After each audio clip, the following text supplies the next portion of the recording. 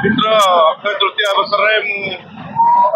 नामांकन पत्र दाखिल कर पाखापाखि 12 ରୁ 15,000 समर्थक मैंने आते नॉमिनेशन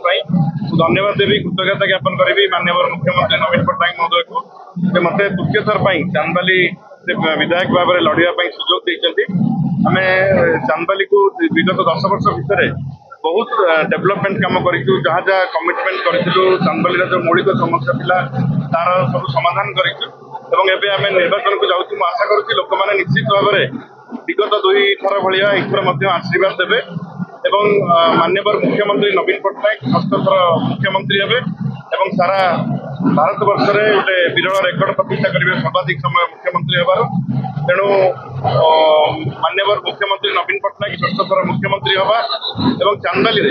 विजु जनता दल गोटे विपुल भोट परिमाण में जितवा यहाँ बर्तमान जो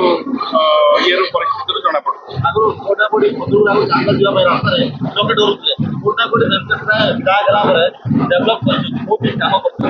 देखो प्रत्येक विधायक कर्तव्य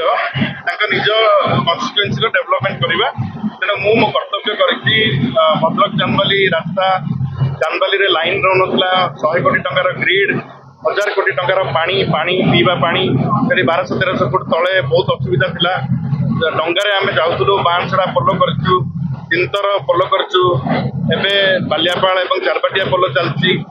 अठनिया और 5 पोल टेंडर को जाइए एमती अनेक कम चांदबाली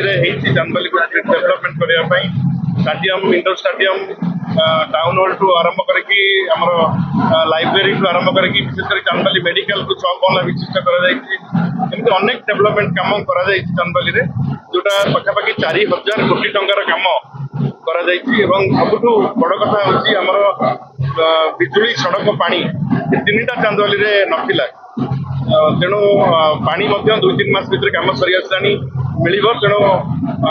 माननीय मुख्यमंत्री को कृतज्ञता ज्ञापन करेंगे ये अवसर में मत से सब कथार आखंडलमणि मंदिर 56 कोटी टंका देती चांदबाली सौंदर्यकरण बैतरणी नईकूल 50 कोटी टंका एमती अनेक पैसा टंका माननीय मुख्यमंत्री जो आज चांदबाली गोटे डेवलप कन्स्टिट्युएन्सी परिणत होती आशा करी माननीय मुख्यमंत्री आशीर्वाद आगू लगी रही आम निश्चित भाव में चांदबाली आहरी आगू नहीं पार।